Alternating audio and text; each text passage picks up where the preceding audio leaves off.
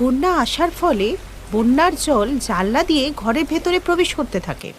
হে ভগবান, নদীর এই ভয়াবহ রূপ এ তো বেড়েই চলেছে দেখছি। কি হবে এখন? আর এইভাবে বন্যার জলে গোপালের বাড়ির একটা দেওয়ালও ভেঙে গেল। আর ঘরে অতিরিক্ত জল ঢোকার জন্য সমস্ত জিনিস বন্যার জলে ভেসে যেতে লাগলো। এমনকি গোপালরাও ওই বন্যার জলে ডুবে যেতে লাগলো। বাবা বাঁচাও! বাঁচাও বাবা, বাবা বাঁচাও! হে না, আমি তোমাদের কিছু হতে দেবো না। তোমরা সবাই একে অপরের হাত ধরে রাখো। এরপর গোপাল একটা বড় গাছের গুঁড়ি নিয়ে আসে এবং তার উপর সবাইকে বসিয়ে কোনো রকমে বন্যার জল থেকে বেরিয়ে নদীর তীরে আসে। কিন্তু এই বন্যায় ওরা সর্বশান্ত হয়ে যায়। ওদের ঘর ভেঙে গিয়ে নদীর জলে মিশে যায় আর ওরা আবার ঘর ছাড়া হয়ে যায়। এখন আমরা কি করব?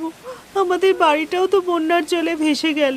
বৃষ্টি তো থামছে না, এভাবে বাচ্চারা তো অসুস্থ হয়ে যাবে। তোমরা চিন্তা করো না, আমরা কিছু একটা ব্যবস্থা ঠিক করে নেব। ওই দেখো সামনে একটা গুহা, চলো এখন ওখানেই যাই। ওরা সবাই মিলে ওই গুহায় চলে গেল। এই বন্যার জল তো আমাদের কাছ থেকে সব কিছু কেড়ে নিল। এত বছর ধরে কষ্ট করে আমি অতগুলো টাকা জমালাম বাড়ির জন্য, কিন্তু এখন সেটাও থাকলো না। আমাদের আর কিছু রইলো না। আর কবে যে অত টাকা আসবে সেটারও কোনো ঠিক নেই। তুমি এত হতাশ হও না গো। এরপর 2-3 দিন ওরা প্রায় না খেয়ে ওই গুহার মধ্যেই ছিল। এরপর বৃষ্টি থেমে গেলে ওরা গ্রামে ফিরে এসে সবার কাছে সাহায্য চায়, কিন্তু সবাই ওদেরকে সাহায্য করতে বারণ করে দেয়।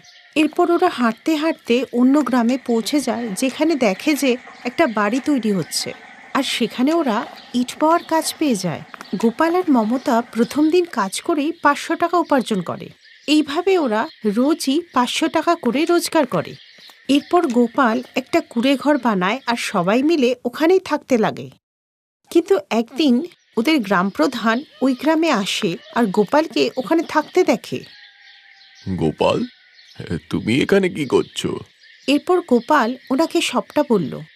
ও, এ তো খুব খারাপ হলো তোমার সাথে বাবা। কিন্তু ওই জমিদার তোমার সঙ্গে বেইমানি করেছে।